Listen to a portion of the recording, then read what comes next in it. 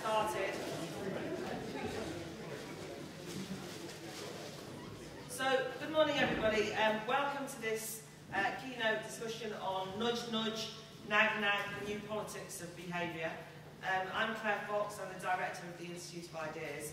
If you are new to the festival and you weren't here yesterday, welcome. And if you were here yesterday, well done for sustaining yourself and getting yourself back here. I consider this discussion to be an important reconsideration of some of the things that over many years at the Institute of Ideas we've been interested in discussing, because I know that it's sometimes too easy to just simply say that's a nanny state kind of initiative. I myself use that shorthand all the time. The nanny state's very much a media bogeyman.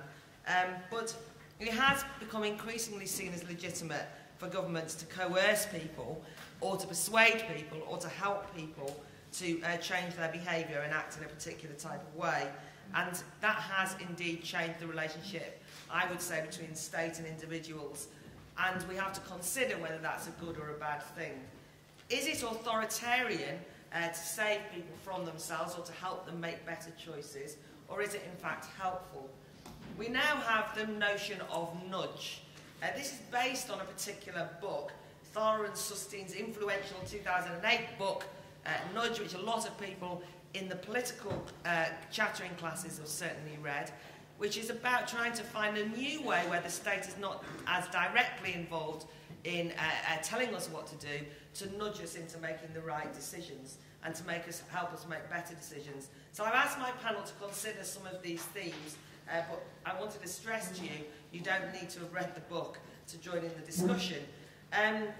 What is interesting is that the authors, both American writers, have been appointed recently, one by Obama as a policy czar, that's Sunstein, and then Richard Thaler has been appointed by David Cameron as an advisor on this side of the Atlantic. It's very much a cross-party interest in this whole thesis of nudging people, and it's also cross-Atlantic.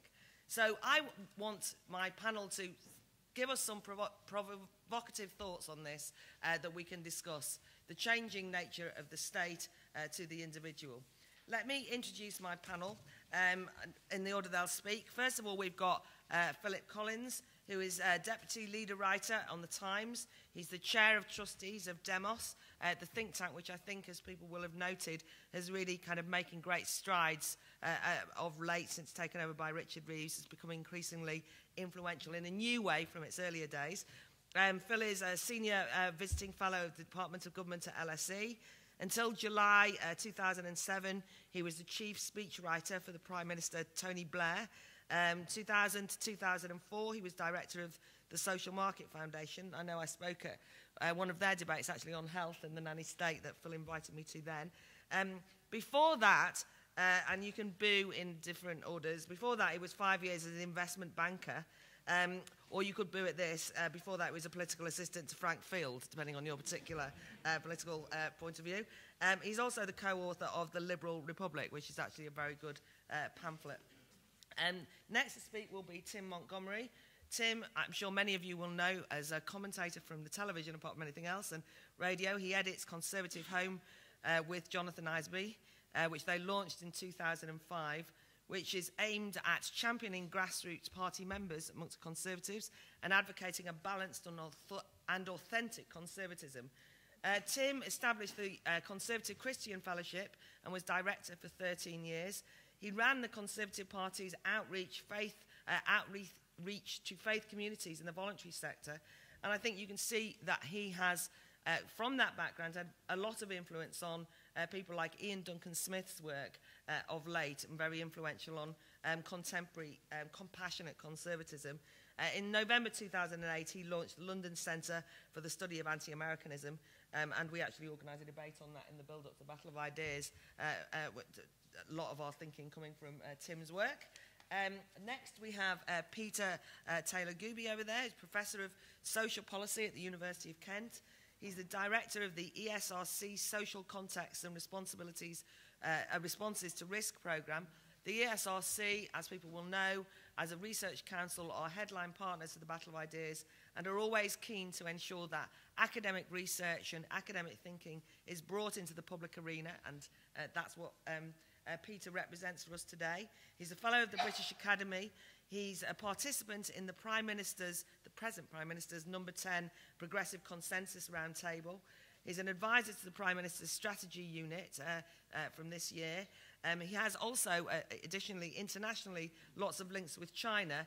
He's a co-director of Risk Research Centre at Beijing Normal University, and is the state-appointed visiting foreign expert to China. And then finally, we have Dr. Stuart Derbyshire. Stuart is a senior lecturer at the School of Psychology at the University of Birmingham. His main interest is in neuroimaging and pain, and he's written extensively on both topics.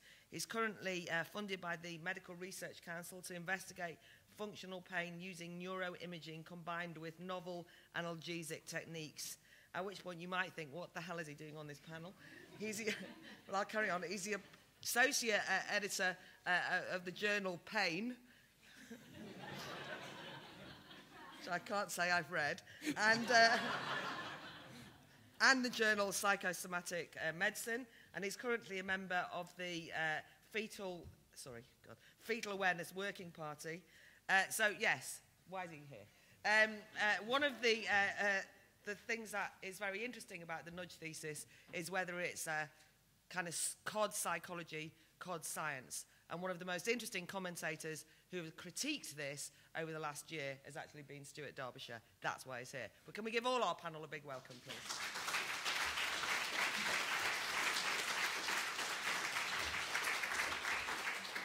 Phil, kick us off, please. Thanks. Claire, thank you very much.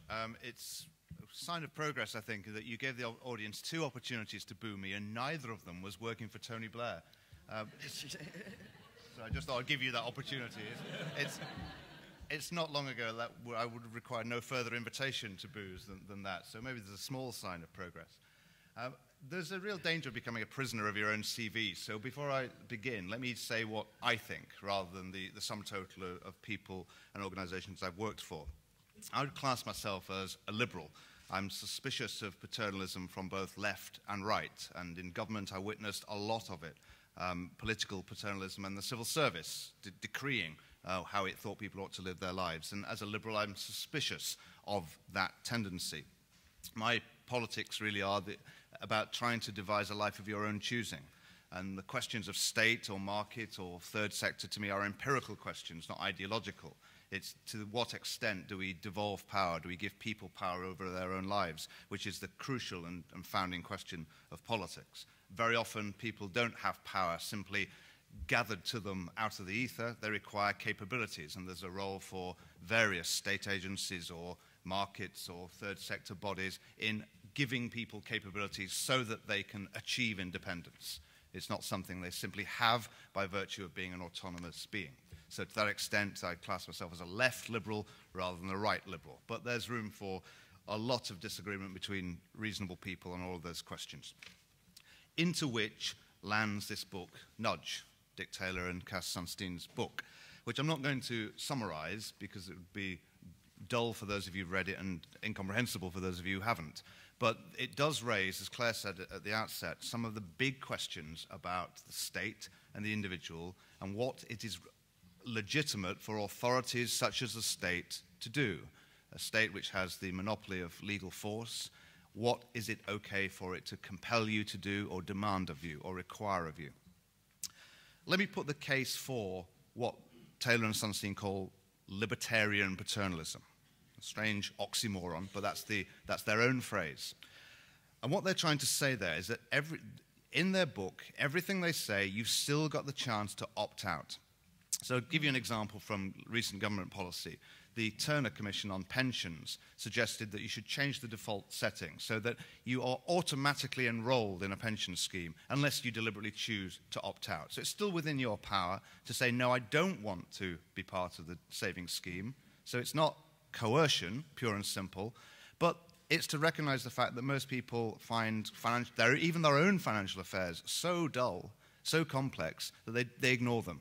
It's a remarkable fact, but it's true. It's true of me too, so I'm not upbraiding anybody else. And so therefore you use that force of inertia to end up with an outcome which you yourself, in their terms, actually desire, which is to save more. And their point is, there's always a default setting, whether you set that or not. There is always a choice architecture, to use their term, and that you might as well try and devise that in such a way as to produce an outcome which is desirable for all concerned, rather than one which is undesirable. But very importantly, there's an opt-out. You don't have to do it. And so that, in that sense, they say there is an infringement of liberty, of course, when you're setting the choice architecture, but it's a very small one, and the trade-off is very much a positive balance. The second point they make is that strict neutrality is, in fact, impossible. I mean, this argument trails clouds of glory down through liberal philosophy about whether the state, as night watchman, is ever a feasible option. So their point is, there is always a default. You cannot be neutral between options, and there'll always be an implied direction, no matter what the state sets itself up as. The third thing to say for this line of argument, which is really conventional behavioral economics now, and in the conversation that's been arranged over the last 20 years between economics and psychology, which essentially has been psychology enriching the work of economics, you've got a richer account of decision-making. The heuristic of homo economicus, in which man makes rational decisions responding to incentives, has been deepened and enriched by greater knowledge, empirical knowledge about what in fact inspires us, how we react, how we respond. Now, it fails one of my rules of thumb, which is, does my mum know that already? Because most of the things I read in behavioral economics, I found that actually my mum did know already, which is to say people are not rational, sometimes they do things that are inexplicable. In fact, my mum is an example of this. And so there is a sense of economists catching up with what we knew about people 20 years too late. But nonetheless, if we are predictably irrational, then that's a useful advance to our knowledge. And it remains to be seen whether we are. We may be unpredictably irrational, in which case it's not much use. But we do have a richer sense of how we make decisions, and that can be useful in the formation of public policy. The fourth point to be made in favor of this approach is that we have reached in lots of areas the limits of government action. I've noticed this in government all the time. It doesn't prevent people from wanting to push it even further. But when you're thinking about obesity, for example, or what people now call public health problems, but which are not strictly speaking public health problems because they're not contagious.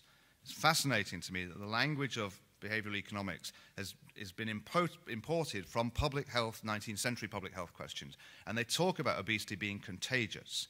And of course, it's not contagious in the original sense, in that you can desist from eating. You can exercise. You are at will to do something about it. But a contagion, properly speaking, is something which it's impossible to prevent by sheer act of will. But nonetheless, the language has migrated. And we're starting to talk about contagious diseases, such as obesity or smoking or alcohol.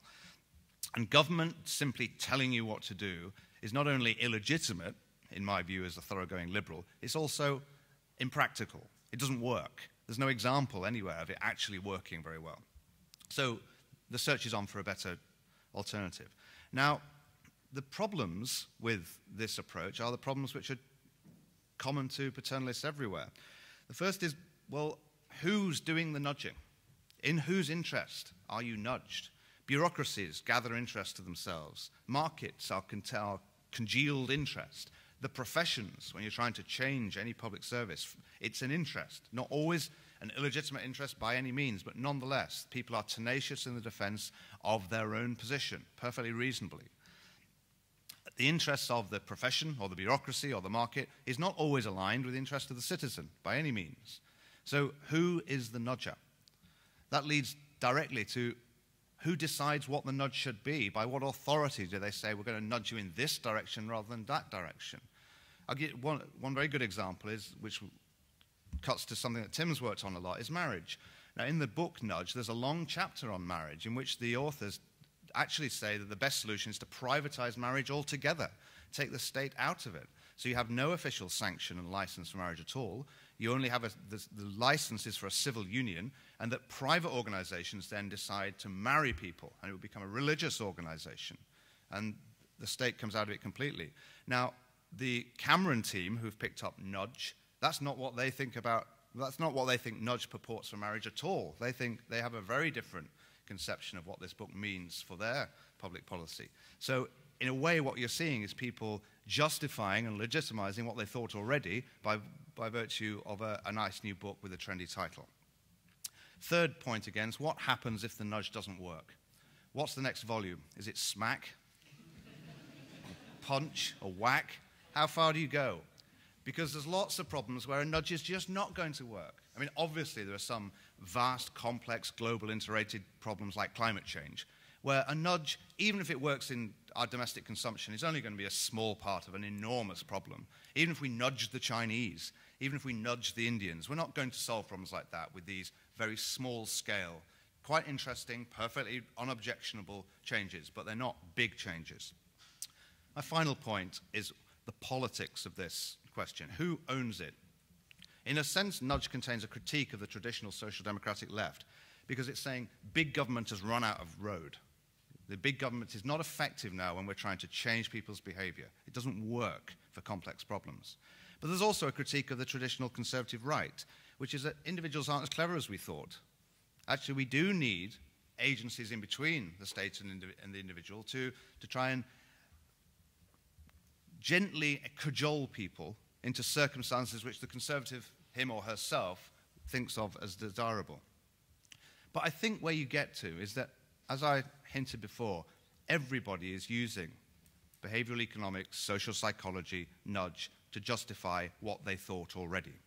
Think of Richard Layard's book, Happiness.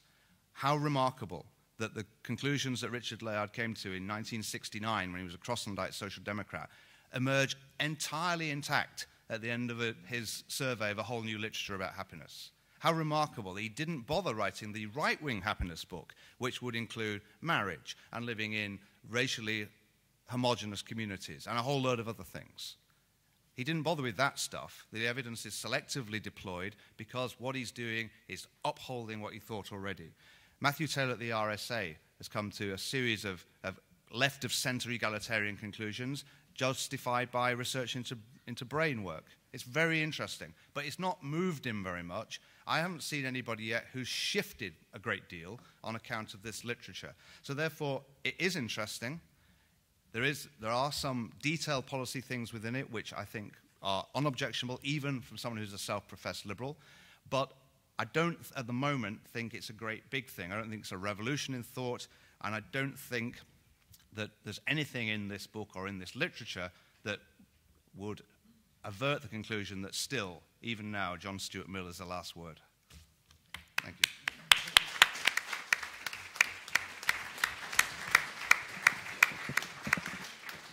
Thanks, Phil. Excellent overview and a lot to get us started. So, Tim, your thoughts on this question, please. Okay, well, thank you very much, Claire. This is the second time, actually, I've been on a panel with Claire on this subject. It was a year ago. Appeared at the Conservative Party conference on this subject, and there was a hostile audience, nearly all libertarian. I was on the panel that had 3 other libertarians. I was the Conservative on the panel, and I thought Claire would protect me. But she joined in with the panellists and the audience. So why I've come back, I don't know. You enjoyed it, that's the truth. And you gave as good as you got, which is why I invited you. I agree so much with so much of what Phil has said about the concept. I'm going to try and speak and apply this whole thinking much more to the Cameron project, and I think it helps us understand quite a lot of what David Cameron is trying to achieve. I come at this debate not as a liberal, as a conservative, convinced of the importance of all the social institutions that lie between the individual and the state.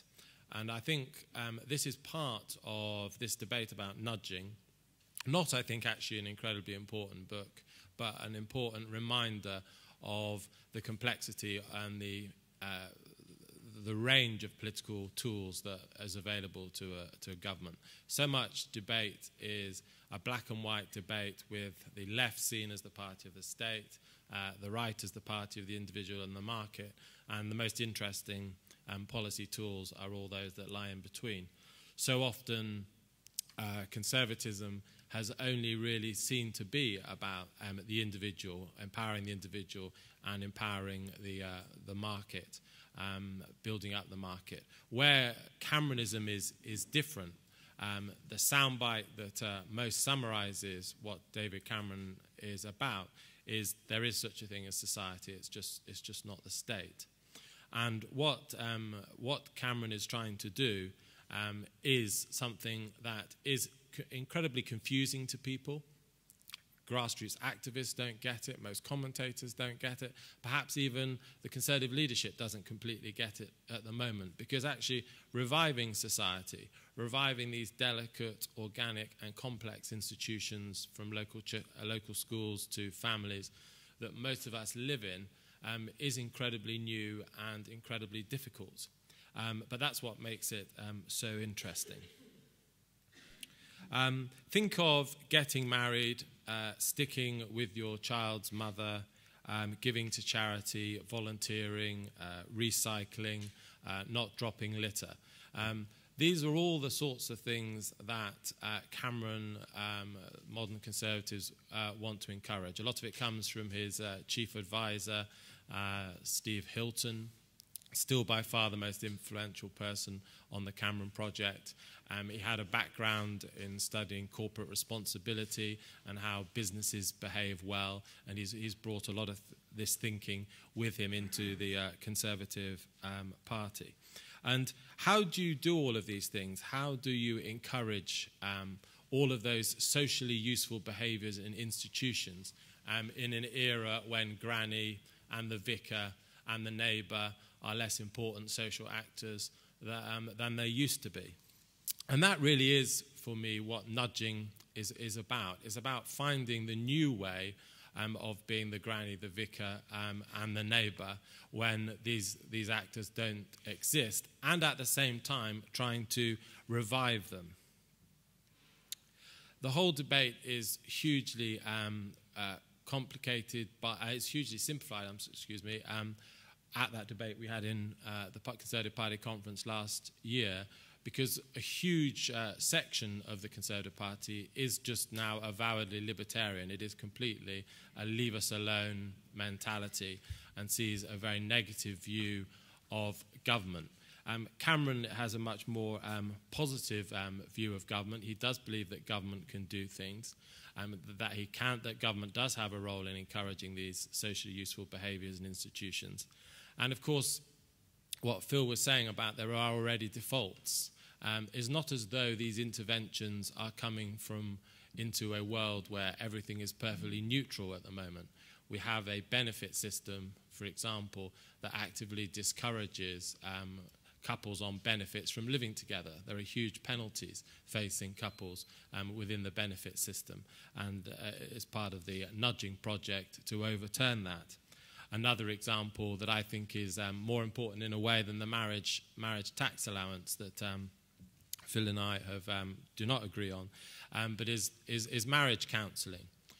The evidence from America is that pre-marriage counselling, relationship counselling, fatherhood education is incredibly important for stopping bad relationships starting in the first place. You have many couples who have never discussed before whether they're going to share money, whether they want to have children, and actually a education counselling service that asks them and confronts them with these questions actually stops bad relationships happening in the first place. Presumed consent on organ donations, the use of the bully pulpit. These are all examples of instruments that stop short of coercion and liberty, but actually start to move people in a certain conservative direction. I agree with Phil. We are not economically rational, maximising actors. We are habitual, sometimes lazy, certainly imperfect, and busy. We're distracted. And nudging, libertarian paternalism, Cameron conservatism, whatever you want to call it, is about lifting people out of those instincts, those failures of behaviour, and to make more positive choices. Final thought. How does a party that is so associated with economic liberalism which is, I suppose, what the Conservative Party is seen as, how does it become a party that is much more conservative in its view of society?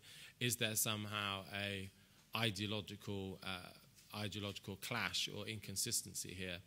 I don't think so. I think actually most of the evidence is that successful economically liberal societies actually do depend on very strong social structures, very strong families, very strong educational establishments and institutions, very strong ethical codes. And actually it's the infrastructure upon which a successful economically liberal society depends. And that is the tension that is now existing in the Cameron Project, the tension that's existed in the Conservative Party, how these things are reconciled for a party that is so used to getting government out of the way, finding this halfway house where government plays an important role in rebuilding the broken society. Thank you. Okay, thanks.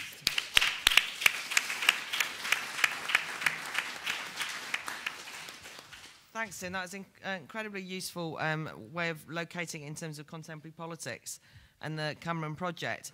Just want, for the record, it to be noted that I was at the Tory Party conference speaking at a fringe meeting rather than as a member of the Conservative Party.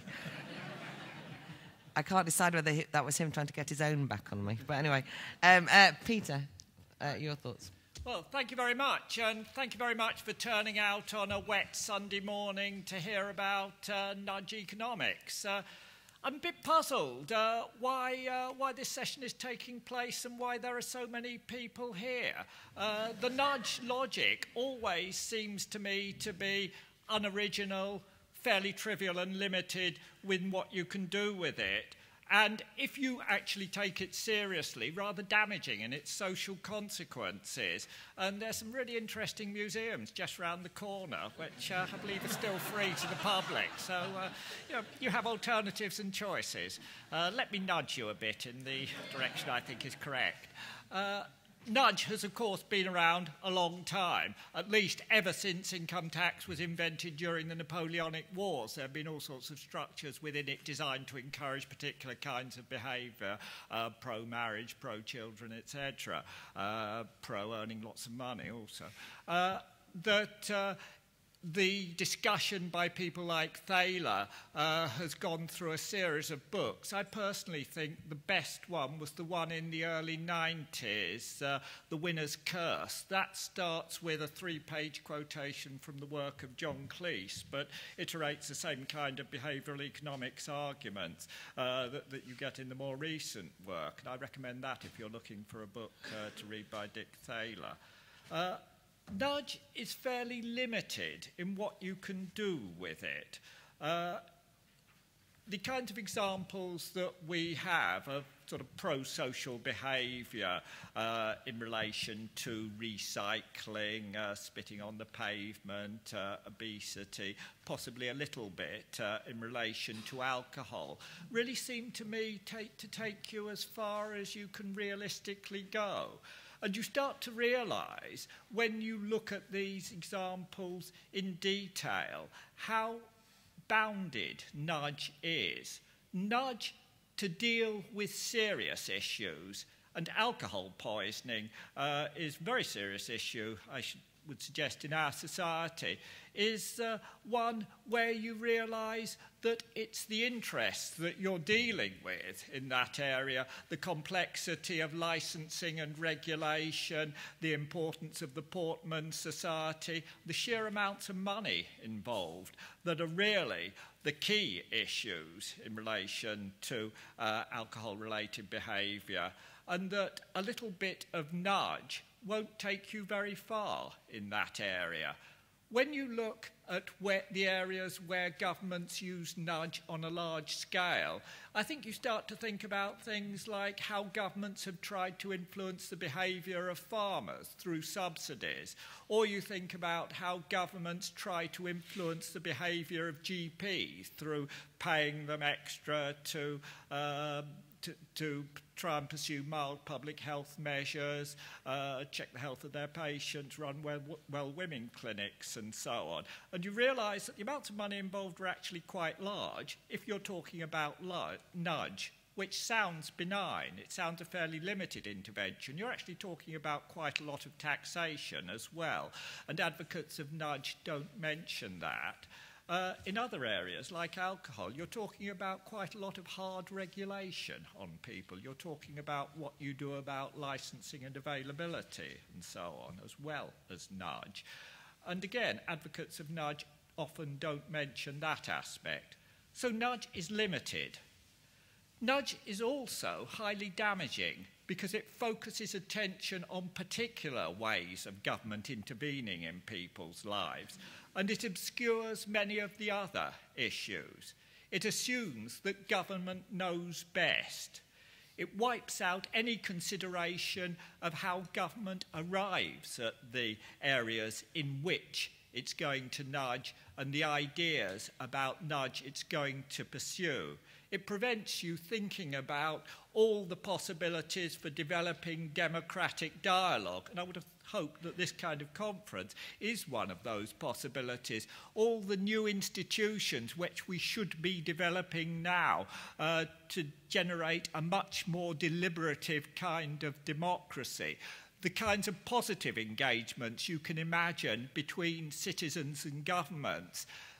It assumes that individuals are rational actors, that they more or less know what their preferences are, so you create a choice architecture and they pursue those preferences.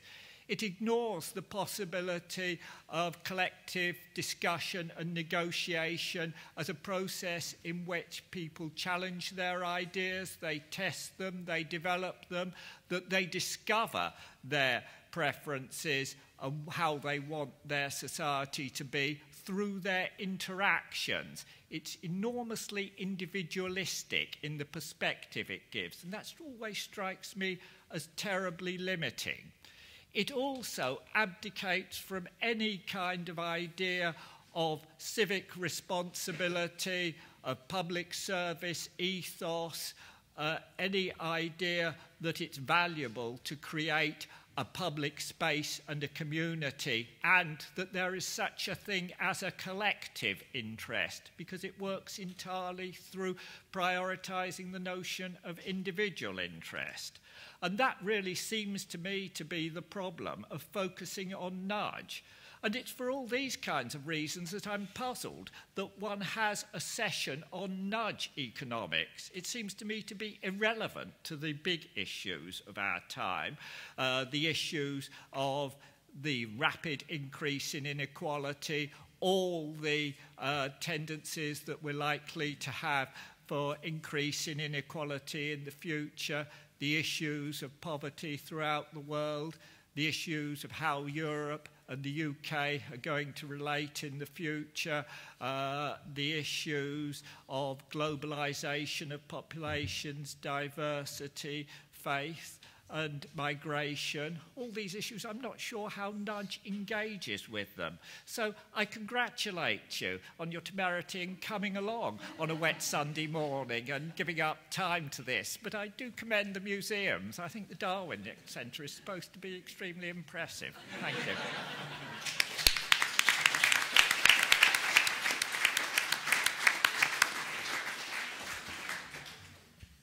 That's a first, isn't it? A speaker who comes and says, this is a really ridiculous issue, and why don't you go away?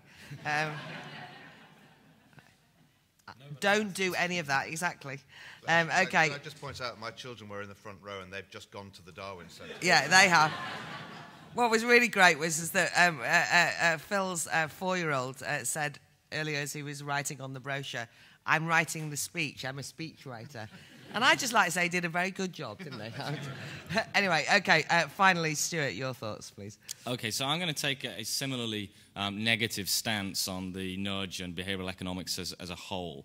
I'm going to start by suggesting that behavioural economics leads to some fairly poor psychology. Then I'm going to go on to say that it has some pretty appalling economics and finish by saying that the politics is absolutely bloody awful. So as I say, a fairly negative approach to it. So just on the psychology first, over the past 50 years, psychologists have discovered that behavior is often driven by stuff that we're not entirely conscious of, and that our behavior is constrained by stuff that we're not always focusing our attention on, that we don't completely control our own behavior. In some ways, that's not the slightest bit surprising. We need constraints in order to have coherent, goal-directed behavior. Right now, you are, in principle, free to do whatever the hell you want, such as go to the Darwin Centre, get up, go for a pee, run around the room, sing a song, whatever. But most of you, and hopefully all of you, are not going to do any of those things because you've already committed to the goal of making this conference and this discussion a success. So you're going to constrain your behavior and sit there and listen to what I have to say, aren't you? But behavioral economists also point to other things that do seem a little bit less rational. So, for example, you may have noticed whenever you enter a supermarket, the milk and the bread tends to be at the back of the supermarket. Why is that? That's because the supermarket wants you to walk past the booze and the snacks on the way to the milk and the bread so that you will buy booze and snacks as well as your milk and bread. Irrational, cry the economists, because you didn't go in for booze and snacks. You went in for milk and bread, so you should leave with milk and bread. And they have a point. But at the same time, I happen to have a girlfriend who's addicted to nuts, and as I'm passing the nuts, it's like, oh, I'll pick some nuts up because that's a good thing to have. It's pretty rational for me, actually, to keep her happy. And in some ways, I'm pleased that the supermarket has arranged itself in this particular way so that I don't have to think about that particular aspect of behavior. Another favorite of behavioral economists is the ultimatum game. This is a game where you have a director who has £100 and two players. The director gives the £100 to the two players. So let's say the director gives £100 to Tim. Tim's job then is to divide that £100 between him and the other player, say me. And all I have to do as the other player is either accept the offer that Tim gives me or reject the offer that Tim gives me. Tim can divide the money any way he wants. So rationally, given this is free money, Tim should take, say, £99 for himself and give me £1. And I should rationally accept the offer because I get a free £1. And I don't lose anything. What has been discovered when we do this experiment with undergraduates in Britain and America is that the students who get offered £1 tell the other person to sod off, and they don't take the offer. Irrational, cry the economists, but again, not so quick. If you are the sort of person who doesn't need £1, which most undergraduates don't actually need £1 despite their claims of poverty, you might well prefer to reject that £1 in order to teach Tim a lesson about being such a git, so that next time he might offer me a bit more. So the assumptions of irrationality behavioral economists, I think, is rather hasty. They just haven't really been imaginative enough about what people are really thinking about and trying to achieve. It also tends to be quite banal as well at times. This is an example that's not really economics, but it's just too funny to ignore. So Dan O'Reilly has done a series of experiments about what people think about sex. And when they are sat having lunch with Dan O'Reilly, college students in the United States will say that they would never, ever have sex without a condom. No, sir, would not do that. Then what Dan does is he sends them to their dorm room with a computer covered in a plastic covering, which will show them pornography, and then he asks them to masturbate to the point of orgasm, but don't actually reach orgasm. When they get to the point of orgasm, Dan isn't there. They then are then asked again, would you have sex without a condom? And surprisingly to Dan, a lot of people say, actually, yes, I would have sex without a condom at this point. Now, I think the only person in the world who could be surprised by that is Dan O'Reilly. It's a completely banal finding that anybody could have predicted in advance. I think then the final scientific problem with behavioral economics is that it tends to reify these behaviors as being somehow natural. It projects them back into us as fixed and natural things. So, for example, that just because undergraduates are inequity averse, that is, they reject low offers in the ultimatum game, doesn't mean that we are hardwired to always do this. There may well be a group of people, not privileged Western undergraduates, who don't reject the free money. There's been a very amusing experiment with chimps. There was a big effort to prove that chimps were also inequity averse. Chimps apparently prefer apples over cucumbers. And if they see another chimp having apples when they're offered cucumbers, they will throw the cucumbers away. This was thought to be an example of inequity aversion in chimps. until it was realized that actually it's just the fact that whenever apples are around, chimps will reject other kinds of food because they like apples. They're not actually inequity averse in the way we are. This is not something that's hardwired into our brains and passed through the whole of the animal kingdom. Okay, so that's why I think it's bad science. It tends to be assuming irrationality, tends to be a bit banal, and then it tends to project that irrationality into our brains and into our evolutionary history in an inappropriate way. But it's also really bad economics. Now, I'm guessing that there are more people in here who know more about economics than I do. But the reason why I think it's bad economics is that it encourages some superficial explanations for the recession, and it tends to ignore the real workings of the economy, and then it also might even encourage us to do things that are just frankly bad economically. So if you look at the popular explanation for the current recession, it's based on the idea that basically bankers went mad. They were really greedy, and they encouraged people who couldn't afford to pay their mortgages to take out mortgages, and that's irrational, and that's what's got us into this mess. There is a kernel of truth in that. But let's revisit this history and have a look at it a bit more critically. It is the case, actually, in a property market that's booming when interest rates are at a historic low. It's the case that somebody can take on a mortgage that they can't pay, but the value of their property will increase fast enough that it will cover the cost of the debt to them. Now, you might well say that it's bonkers because that's obviously going to end at some point, but nobody had the foresight to work out when it was going to end. And while that situation was occurring, there was money to be made out of it, and a lot of bankers made a lot of money out of it. I'm not personally that surprised that bankers make money out of recycling money. That's kind of what they're paid to do. And if they didn't do that, they would have been punished by their shareholders, punished by their bosses, and would have been kicked out of their positions. So there's nothing particularly irrational about that side of it. What is perhaps more irrational is that we have an economy that makes money out of recycling money. Studying that irrationality and understanding that might well be useful.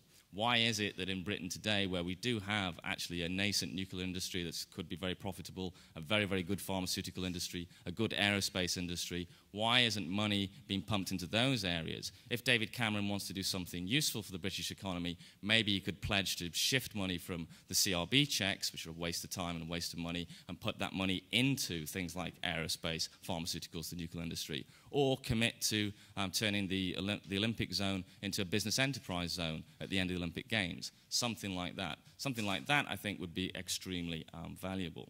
I think also focusing on behavioral economics could make things worse in a different kind of way as well. So, for example, it is true that people will prefer to drink wine, will enjoy wine, that's priced high, rather than wine that's priced low, even when it's the same wine. So if you give somebody a glass of wine and say this was a £90 bottle of wine, they will enjoy it more than if you give them exactly the same glass of wine and say that was a £10 bottle of wine. If that encourages wine producers to push up the price of their wine so that consumers enjoy it more, well, that's a bad idea, because guess what? You've just created inflation. Congratulations. Okay, finally, behavioral economics, I think, is really bloody awful politics.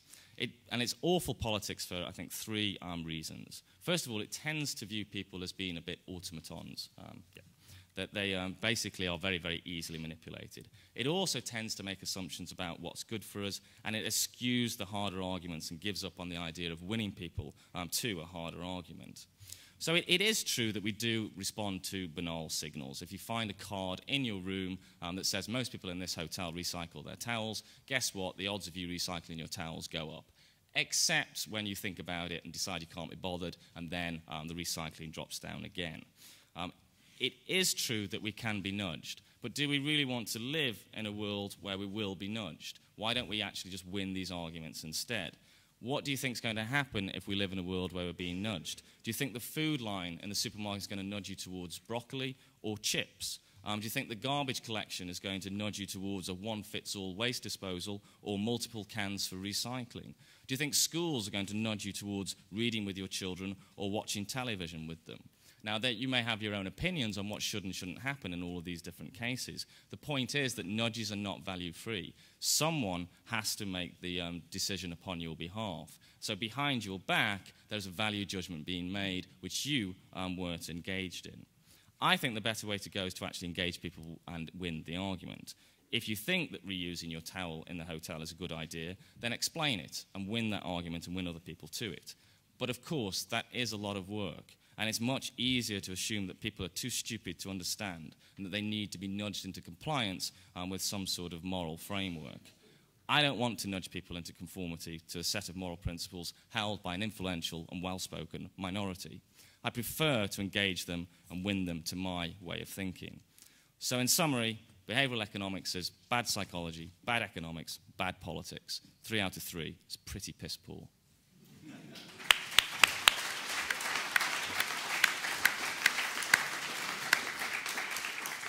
Okay, I'm going to ask the panel to consider just one thing.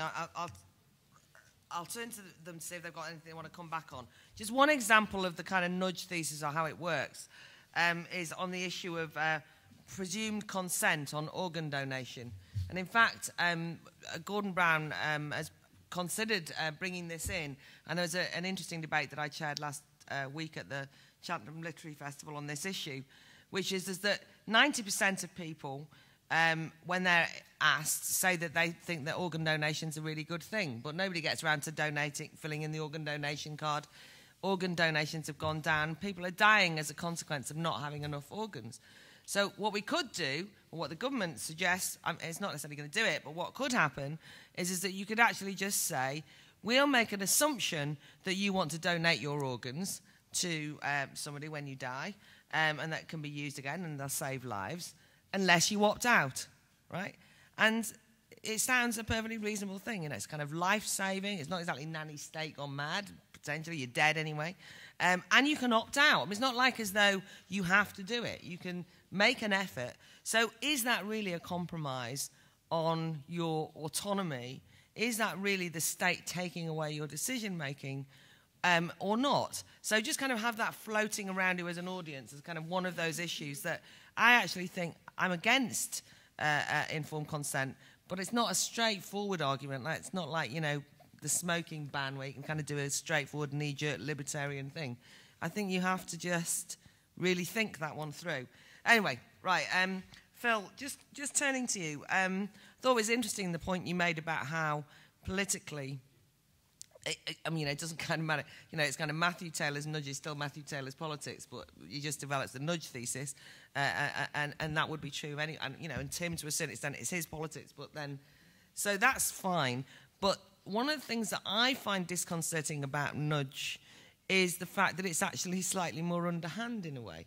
I mean, if the state kind of bans something, but this idea of kind of, or even though I don't think it's very effective, but this idea of kind of psychological trick playing, trying to get you to do something without even having any obviousness, that actually seems to me to be a rather pernicious aspect of it. Well, I agree if it is surreptitious. Yeah. I mean, none of us are particularly great fans of this book, as you could tell. So, you know, if I say, I want to say some things where I think it's useful now to try and leaven the mix a bit, but I do take the points that everybody made, and I broadly agree. Yes, if it's a surreptitious, like subliminal advertising, for example, which they discuss extensively in the book, absolutely falls foul of that precept, that is a surreptitious trick played upon you.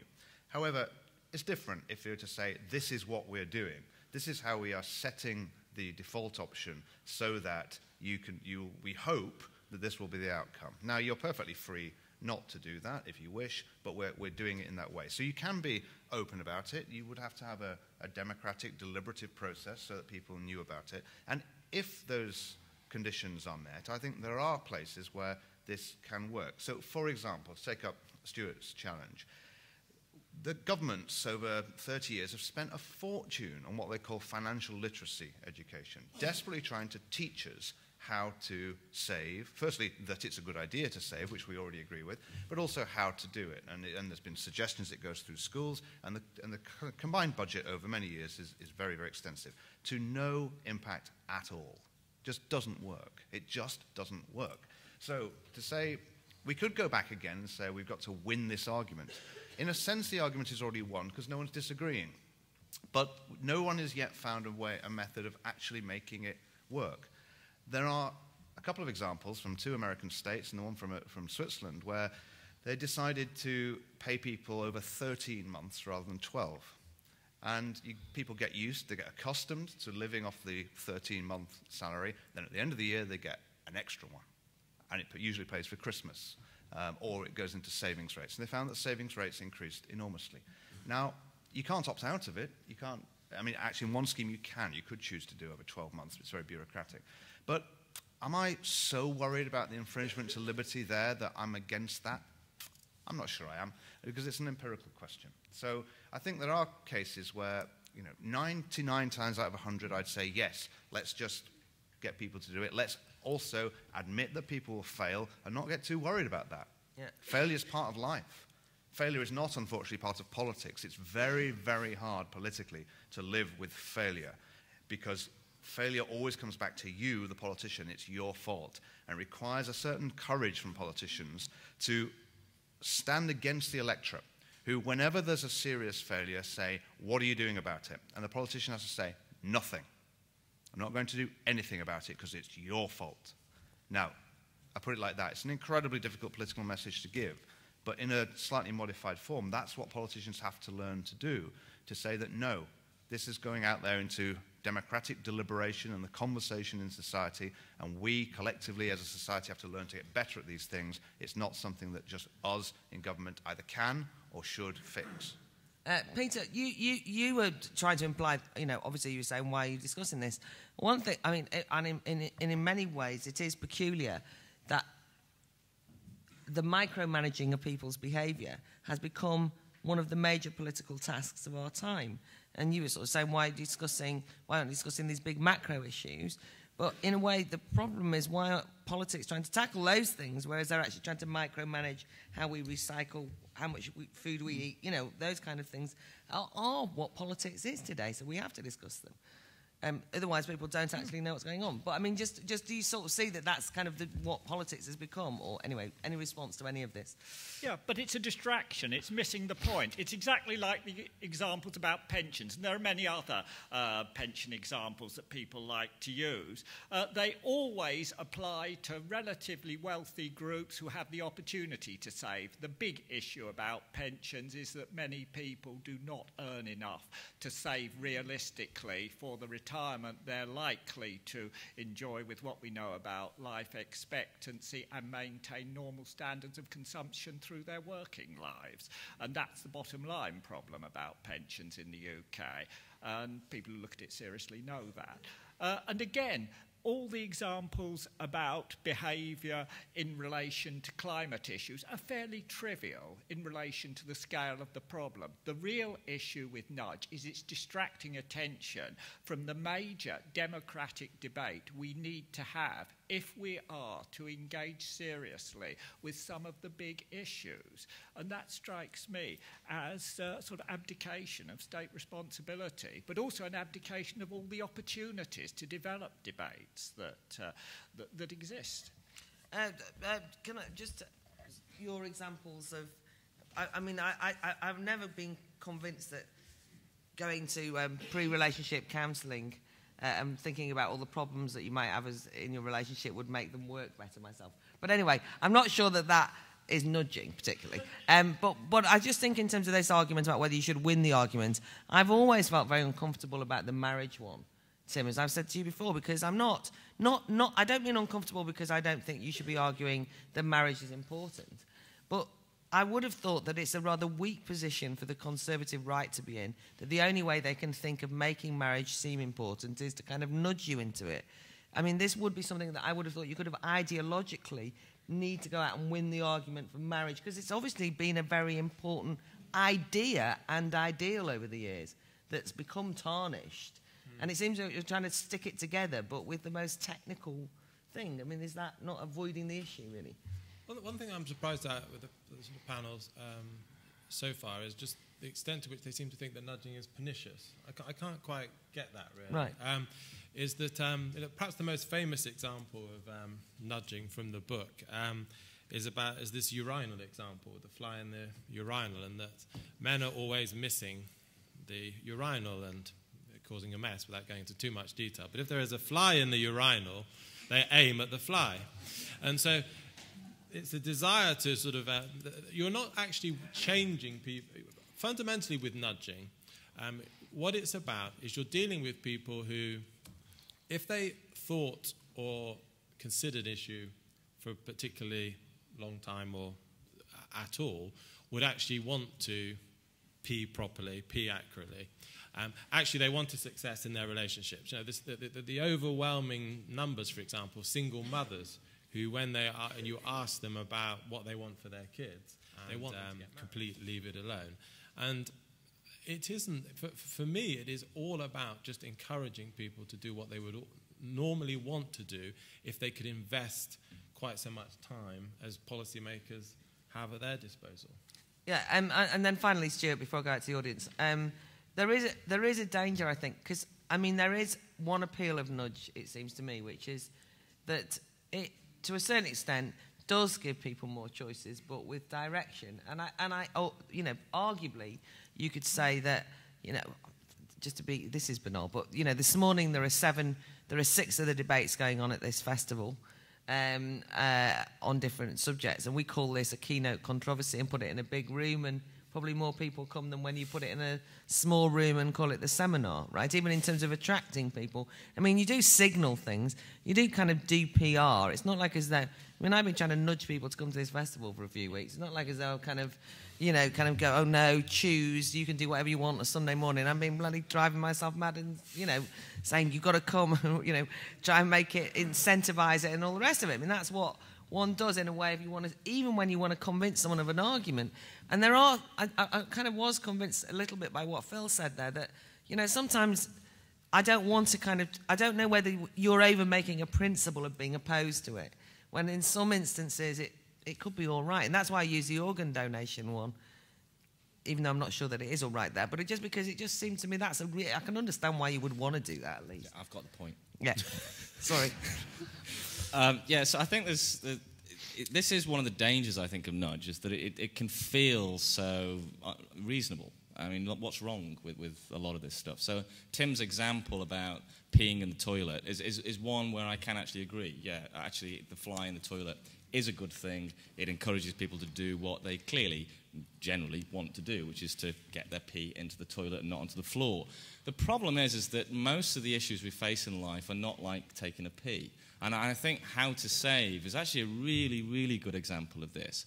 Because it does, again, it seems eminently reasonable, doesn't it? Why not encourage people to save an extra £5 a week? You know, everybody agrees that this is a win-win. You know, the person saving wins, the society wins, and so on.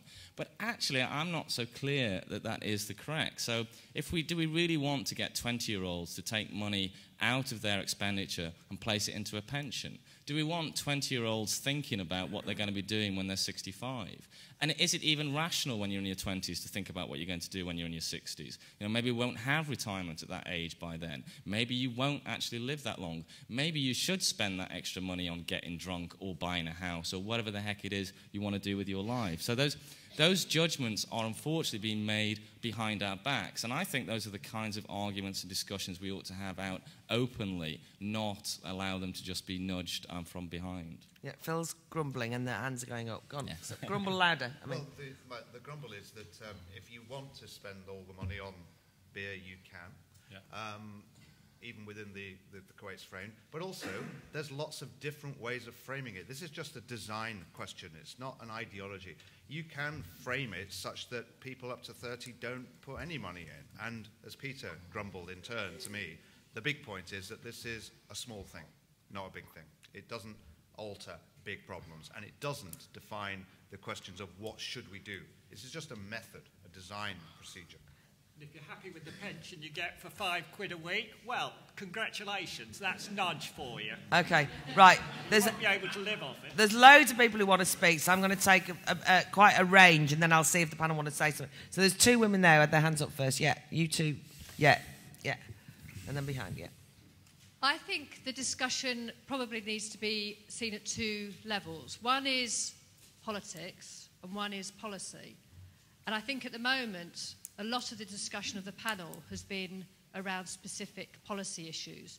But nudge hasn't come in the 1960s or the 1950s or the 70s. It's come in the 2000s. So it's why is it that book has found a resonance?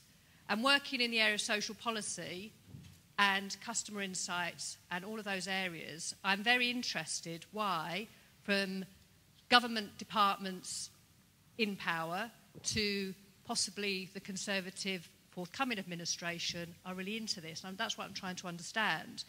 And I think if we replace the word nudge with the word prevention, you suddenly see that actually this has got major significance, because at the moment government is reworking, in the context of a recession, lots of elements of social policy around how they can dramatically cut public spending by preempting behaviours that might turn out to be more costly.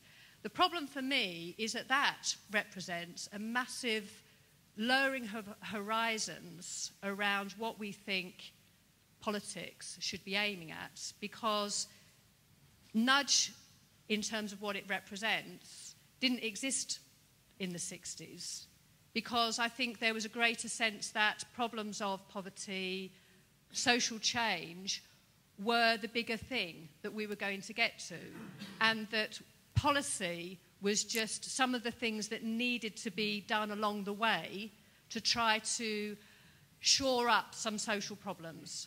So I think the problem that we've got today is that politics horizons have just now become policy, detail, and that we've lost the vision, and therefore nudge seems to be commonsensical, but in fact I think the appetite for it just shows that we're going to quickly lead into a situation where lots of behaviour becomes the focus of what politics is, and I think that's detrimental for a lot of individuals. Okay, thank you. The lady behind. It comes into that space where politics once was, and as such it does represent a very, very diminished view of politics. I always think it's kind of politics at the end of history, in a way, where we can only think about getting people to sort of pee in the right place. That's the kind of sum of our ambition. I think to Phillp Collins, you said several times it's always an empirical question, but I think, as Stuart said, it's absolutely not an empirical question. Politics is not about what works. It's about what we want to fight for, the way in which we think that society should be organised. So it does represent to me a very kind of diminished view of politics in that sense. There's this guy in the middle here. You, sir. I will try and get everyone in. But yeah. I've got two questions. They're not statements, so I don't want to make a point to the panel. In an interview with The Telegraph, this Phillp Collins, he said, and I quote, "I think individuals are able to change things, but it's more difficult than I used to think. You can change things, but don't expect too much. It's hard work, and it's all about compromises and trade-offs." Now, I'm not trying to twist your words. I'm just using this as an illustrative point. I was wondering whether, if we as individuals are limited by constraints such as time, capacity, and access to resources, is it not inconceivable to countenance that our autonomy has to be compromised to some degree? That's the first question. And the second question is a bit more of a brutal one. Can the populace be nudged uniformly? Okay, thank you. There's that gentleman on the end there. Yes, you, sir. And then there's that lady in the middle there. Yeah, for after. Yeah. I'm very interested in the word nudge, in a sense from a broader cultural context. And I would link it to yesterday's discussion about authority, because it seems to me it's a soft option, and we've had over the past 10 years the whole business of softer skills in management. It's the soft option to actually asserting what you think is appropriate or you have a mandate for. So it seems to me there's a loss of authority in government and indeed credibility that it doesn't assert, as I think Phil was saying, sometimes we have to say no and we're not going to do anything about it. So it seems to me it's very linked to this whole management approach about how best to get people to do things when you've lost control and credibility yourself. And I must say that, given the fact that I have a mandate for something, I do sometimes approach people, and I think it is a question of style sometimes. Instead of saying, you must do so-and-so, I do sometimes say, I just would like to nudge you to do so and so, you know? And you know, it tends to work. But I think it's a great move away, really, from the whole business of what was called at one time command and control management. Because there isn't the command and control anymore, we have to nudge people. Okay, thank you. So I've got that lady in the middle, that gentleman there, then I'll come to the panel, then I'll go back out. Yeah? Yeah. Hi. Yeah, I just think it's important to consider the backlash of letting people know that they can be so easily nudged. It's not a massive secretive conspiracy that this is happening and behind our backs. It's not even as good as the crap that is subliminal messaging. It's telling people in popular culture that you can be nudged, that you're so irrational, you're so stupid, that when it comes to things, you don't need to think critically. So when it comes to looking at politics, when it comes to looking at things in the media, we are so out of touch with our own understanding of why we do things, and that we can be persuaded and cattle prodded that we don't need to think bigger and more critically. Okay, thank you. That gentleman there. Can I just first of all say I've never seen a fly urinal. However, I've found that since they've banned smoking in pubs, there's fewer butts in the urinal, and my aim's gone really askew. There's two things I'd like to say. Largely, I find the discussion around nudge is both hugely disingenuous and also incredibly feeble in terms of the cowardness of the political establishment. The reason why it's disingenuous, the failure of the financial literacy argument has to come down to the fact that both the Labour Party and the Tory Party have run a low-income, low-interest rate, high borrowing, high debt economy for the last 20, 30 years. And at that level, they blame the rest of society for the fact they're not saving, when in fact they've pursued economic policies that's prevented them from saving. I think the other element to it is the whole discussion around the family and those informal social institutions. The Conservatives for 15 years systematically destroyed the social institutions that held communities together. The Labour Party have compounded that and certainly done nothing to address that. And yet, you know, suddenly, when those problems start coming home to roost, they reflect it back onto those communities and rather take responsibility for themselves. And therein lies the cowardice. Having done all these things and having gone through brutal campaigns to make that happen, they now want to nudge us back into doing something slightly differently. And it just really reflects the spinelessness of the political establishment at the moment, not willing to take on big issues and big challenges and present a case for it. Have we got any bloody fans in for Nudge here at all? Oh, yeah, exactly. I can see one in the front. I can see one in the front. I'll come back to you in a minute, sir. I can't believe that. You see, I spend the whole of my life in a situation where people say, you can't possibly just let individuals make all of these decisions on their own. People need some help.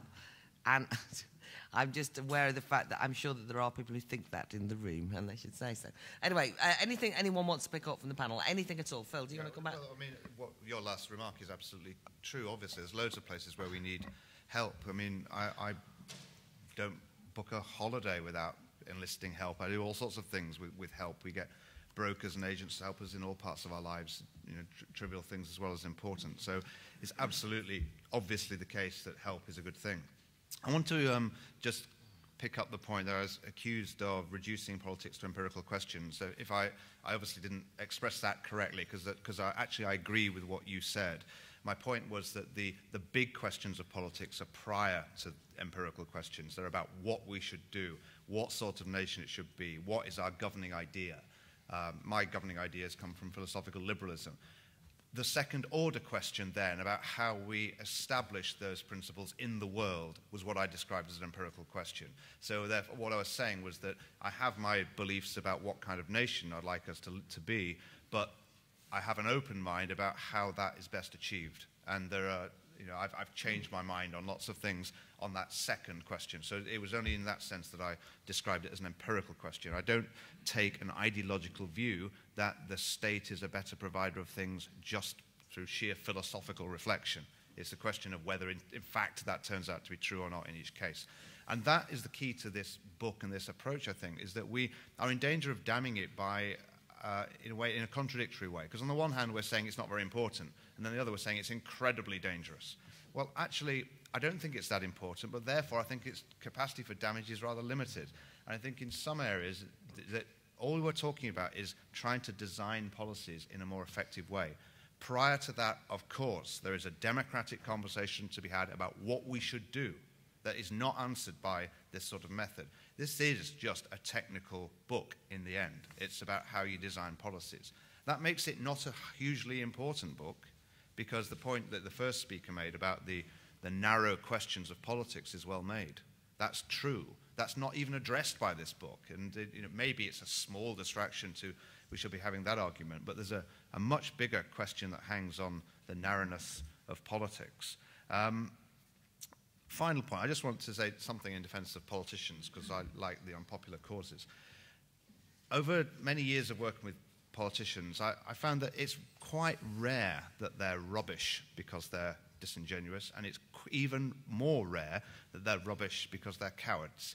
It's usually they're rubbish because either they're rubbish or that they find that the problems they encounter are extraordinarily complicated and they don't quite know what to do. So it's to attack them for their motive is usually wrong. I think that's true of all political parties. If the Conservative government fails in its objectives, the one I expect, it won't be because they're cowards or bad people. It'll be because it's harder than it used to be. And that's my final point. The reason I think we've got to these technical discussions is because once upon a time, when there was no infrastructure, no sewage system, the questions of political justice were, in a way, quite clear. There are people living in desperately straitened circumstances, in a way that is way beyond where we are today. So to the extent that we've alleviated some of those most egregious things, the problems we're left with are much harder to deal with. They're much more difficult. Even if you take social justice questions, actually to make a bit more progress is now harder. Command and control gets you so far. It got us so far with literacy and numeracy, then it stopped working. What do you do next?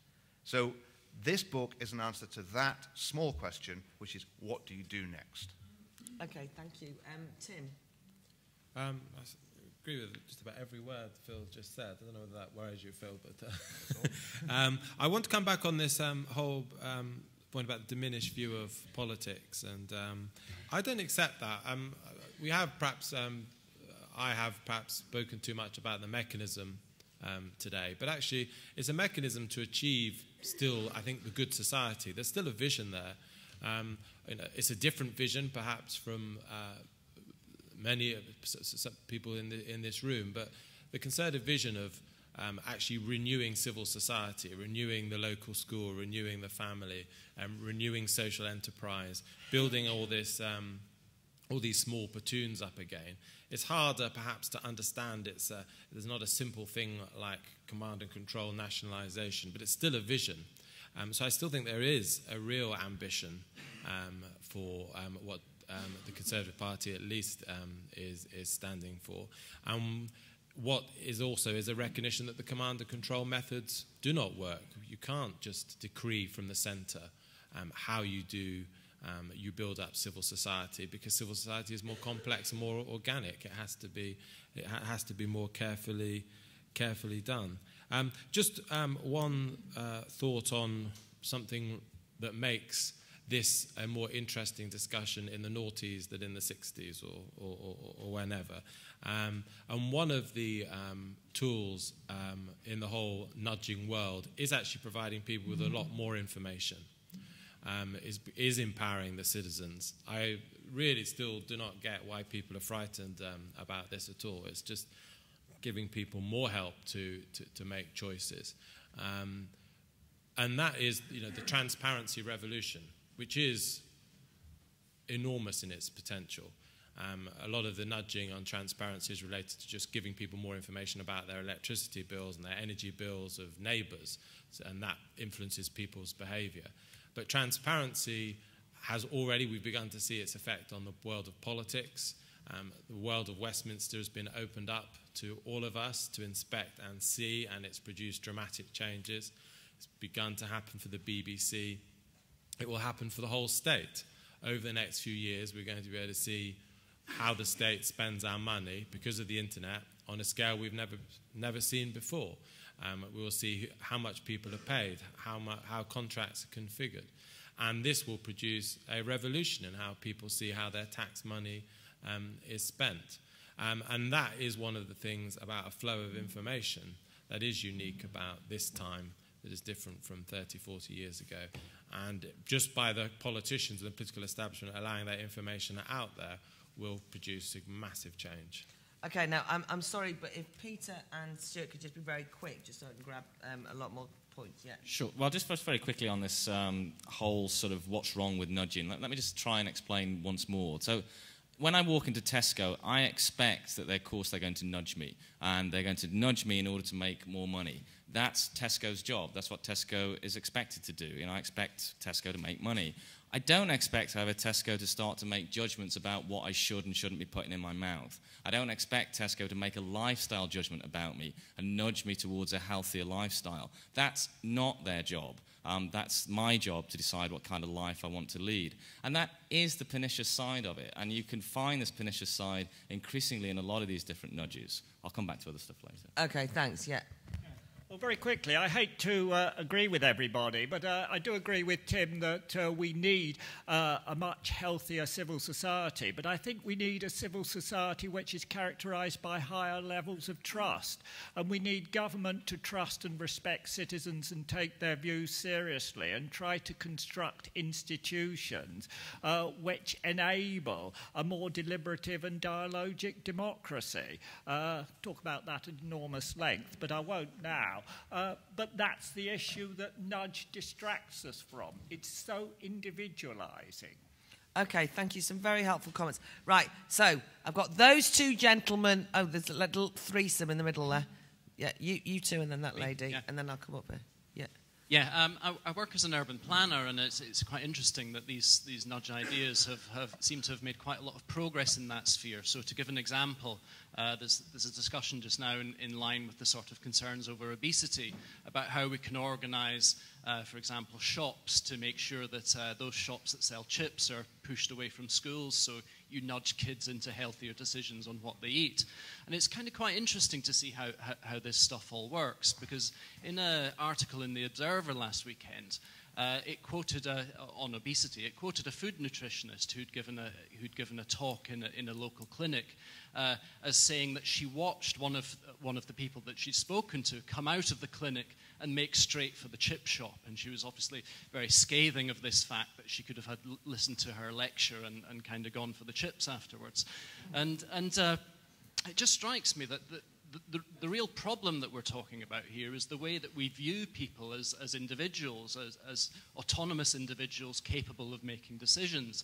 And in that sense, I think the discussion is very much linked to the ones yesterday on privacy and freedom, where the solutions that many people seem to be arriving at was that we need to kind of develop greater autonomy. And when we talk about Matthew Taylor, one of his new ideas just now, he's moved from place shaping into person shaping. So it's a very kind of direct attempt to influence how we behave. And I just think in that sense, you cannot just say that nudge is just a small technical discussion off to the side, because you cannot separate the kind of big questions of politics from our capacity as autonomous individuals to actually shape them. Yeah, person, yeah. Okay, I would like to try to explain to Tim why I think that his idea of helping everyone, I would say the epidemic of help, will actually lead to the opposite, to a renewing of society. I would actually say it undermines the renewing of society. So, because the way I understood you is that on the way I understood you is that on the one hand you want to encourage people to do things they normally wouldn't do, i.e. peeing properly, and on the other hand you also want to encourage people to do things they would try to do anyway. So what we are left with is that basically we have to encourage people to do it for everything. So encouraging seems to be a general necessity. And the problem I have with that is that it's not only undermining individual subjectivity, but it also undermines the importance of individual decision-making. Because if we always need to be encouraged, then what sense does decision-making actually have? And just one final word on it. People need less help than you think they do. It's just one thing. If you if you encourage an absolutely healthy person to use a walking stick, this is actually health damaging. Okay, thank you. So listen, there's two people here, and then there's that lady there. Sorry, you pass them. Oh, you got the mic first, yeah. Hello. And then there's Dolan at the back. I'm not going to be able to take everyone, so I'm trying to fit them all in. Yeah, go on. I'll try and be brief. Yeah, no, it's all right. I bought a copy of Nudge, and I was kind of enthusiastic about reading it because back when I first did economics, it's supposed to be behavioural economics. Back when I did economics back in the late 70s, early 80s, the thing that struck me was that there was like a dehumanised zone in economics. It was about mathematical theories, supply and demand, lack of arbitrage, perfect markets, etc., etc., etc. And yet our experience of everyday economics suggests that there's personal motivation, lack of knowledge, imperfect markets, and so on. So I was kind of hoping that the sociologists would be allowed back into the economic faculties. I was really disappointed with the book. It does talk about behaviourism, and I'll take the doctor's view that it's the psychology in it is poor. It's a kind of like a Ripley's Believe It or Not of anecdotes going back 30 years about how you can trick people into doing things. There's actually very little economics in there. What concerns me is if some of these things were implemented, what would the economic consequences be? For instance, we all know the Keynesian equation, the Keynesian paradox of people trying to save more actually ending up with everybody saving less. So if some of these nudges were successful, if we did get rid of obese people so that we had a population whose average age was even more extended than it is at the moment, what would the consequences of these actions be? As I say, it seems to me, the second point I'd like to make really is, these books have been around for a while. The ideas are only gaining traction, I suspect, because hard economics has taken a real bash over the last 18 months. And just to mirror some of the comments that other people are making. Quick. Sorry, I'll be quick. I'll finish this. Just to mirror the comments some other people are making, are they getting traction in the political sphere because there's a similar ideological gap at the centre of politics now, so that we're looking for managerialism. We're no longer believing the political projects. Okay, thank you very much. Can it go back to Dolan Cummings at the back? Just for a minute, and then we're up here. Yes, sir. You, and then that. Right. So it's just a quick point. It seems to be there's been a transformation of the relationship between the government and the people in the country, the populace. It used to be that we'd have a big political debate, there'd be an election, and then they would do things that we'd agreed that they would do, and they would run the country, and then we could get on with doing things. And now it's just a reversal, that they are now telling us what to do. It's the other way round. They're not running the country, they're asking us to do it. Just a complete reversal of role. Okay, thank you. And the person behind. I thought it might be helpful to sort of see the origins of nudge, and in fact societies have always tried to order themselves, and what one tends to forget is that societies have organized themselves largely and originally on religion, and therefore there have been a group of people who've for one reason or another, generally for the good of society, have told them what to do. So, for example, if I was talking about obesity, what have you got? The 7 deadly sins. Now, I'm not putting this forward as a good reason. I'm just saying that really the secularization of society has actually created an enormous vacuum. Formerly, large numbers of people went to church. They sat there, they were bullied, they were cajoled, and they were terrified by what these people told them. But they did give them a sense of order. That has gone largely, and now we have a vacuum, and therefore that is what politicians are actually trying to do, is create some sort of order in a society which is entirely individualistic, where people do what they want. But we don't live as individuals. We do live as a community in a society, and they need to try and do something about it, and that's why they're doing it. Okay, Dolan. Tim's point about conservatism being based on social institutions rather than the state, because the Conservative Party today, a bit like Labour Party, is less of an institution, less of a social movement than it's ever been. And again, like New Labour, the strategy is to win an election and then use the power of the state to try and reinvigorate social institutions somehow. But I'm wondering what kind of institutions you can get from that. Traditional institutions, all right, people maybe don't think that much about them. When everyone goes to church and everyone gets married, people do that. But once people start to lose belief in these things, they're going to have to start thinking about them. Do people actually believe in marriage as an institution? Do they believe in religious institutions and schools? And unless a government or any movement is willing to make a case for that, then nudging people into it is not going to work. I think New Labour's already shown that their institutions didn't work. Of course, it's even more true of progressive institutions. They need people to be making decisions. Trade unions don't emerge from nowhere, from tradition. They need people to think collectively and have a political idea of what they're trying to achieve. And interesting, one of the things that undermined trade unions was the check-off system, where people were nudged or shoved into giving their dues straight to the union rather than having a political relationship. So healthy socialist civil institutions need people to be thinking about what they're doing and making hard decisions. And I don't see how nudge can help with that.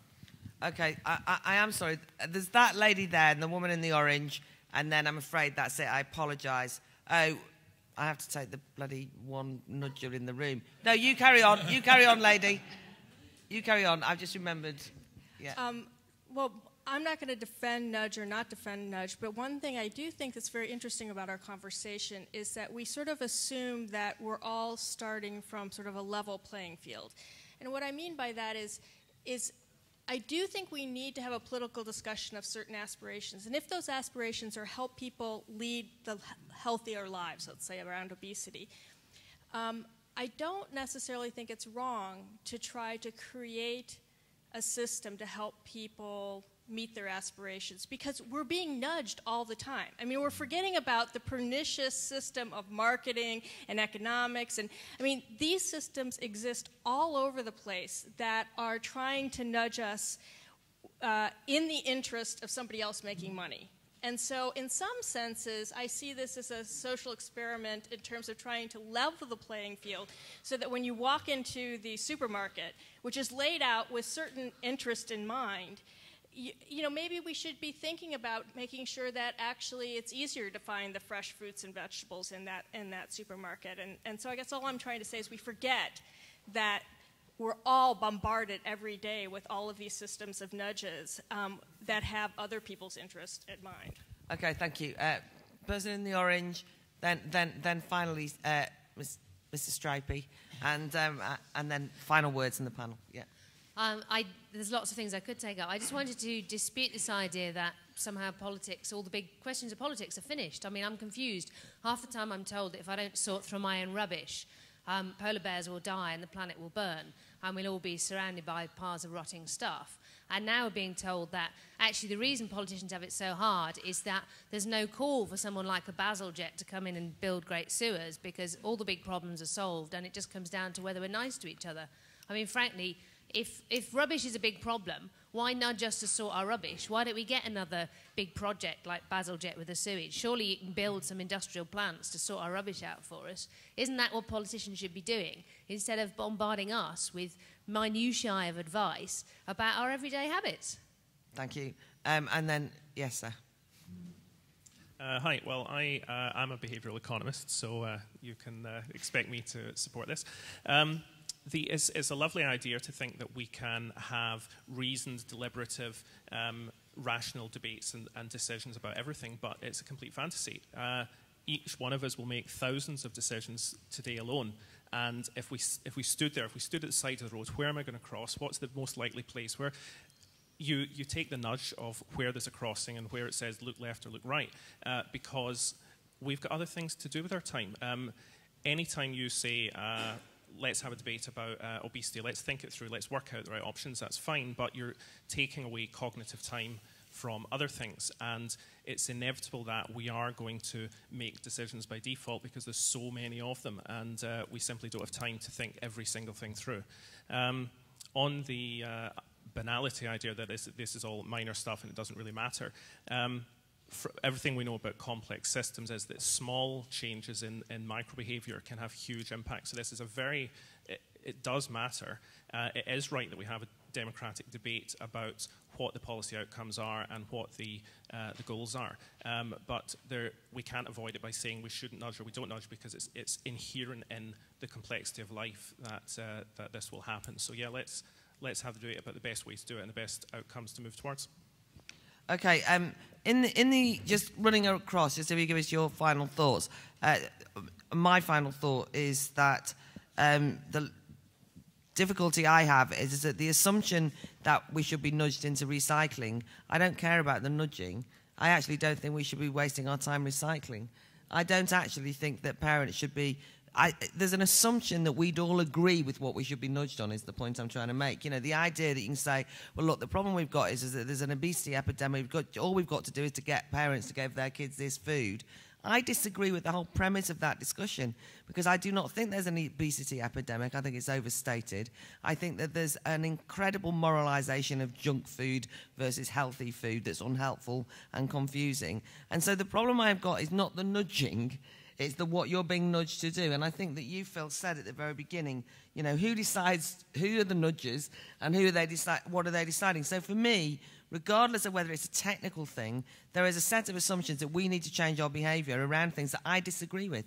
And that's where I think we need the democratic dialogue. And so in some ways, this is, it's not the nudge bit, it's the fact that I disagree with what they want to change our behaviours to be. So that's, for what it's worth, where I'm coming from. But anyway, starting just at Peter, if you just give us your final thoughts, we just run across the panel.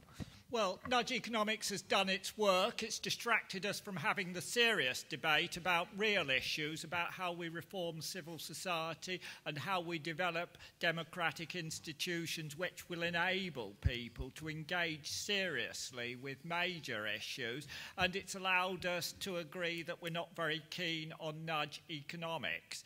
But let's remember that the big issues that face us are that in the very near future, we will face very, very substantial cuts in public spending. We have to decide how those are going to be carried out, what actual implications they'll have.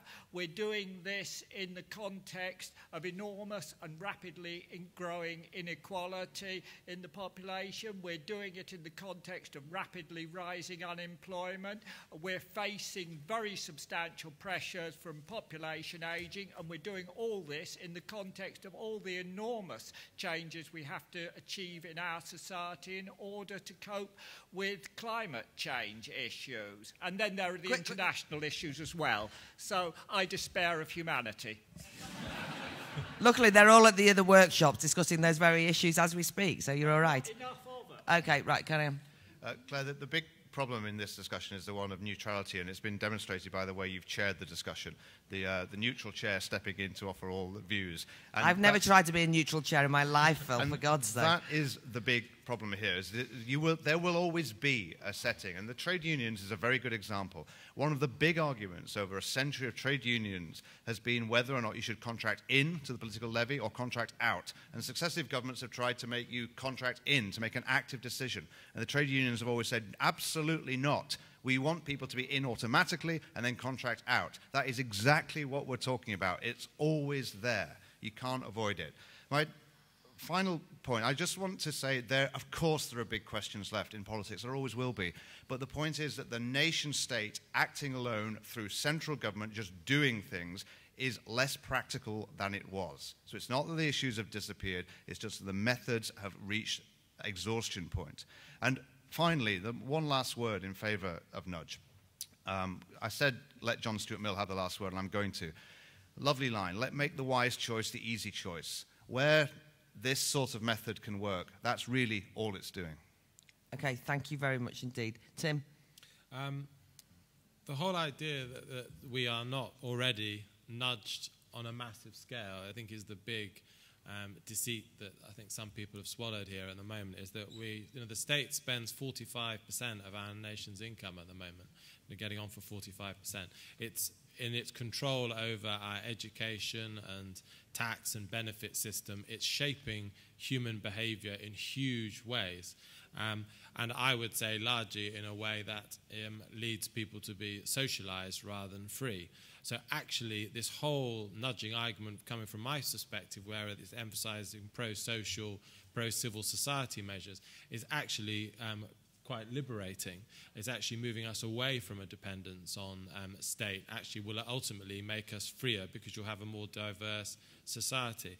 It's not a distraction from the big issues at all. If you rebuild civil society, if actually you have a much more substantial charitable sector, family sector, free education institutions, these will solve so many of the big problems that we face. There are real massive implications for society, for crime, for public expenditure, of the huge social breakdown that we're currently seeing. So this isn't a trivial debate. It's incredibly, incredibly important. Okay, thank you. And Stuart? Yeah, it's a really nice quote from Mill, but the question I would ask is where is the wisdom today? The banality and superficiality of this discussion is really very problematic. Britain is a financialized, parasitical economy. How do we move from this to a productive economy? Where is the big debate about how we make more useful stuff more quickly, which is the basis for all human freedom and progress? I'm going to put this really starkly. Back in the 1960s, Kennedy gave his moon speech. He said, America is going to go to the moon. Why are we going to go to the moon? Because the moon is hard. Yes, it was a Cold War speech and it was limited for all those reasons, but it was inspiring and it was motivating and it did paint a vision of the future. Today, we choose to put a fly in the urinal. Why? Because taking a pee is hard. It's debasing and it's diminishing, and that's the politics we get. Thank you very much, all.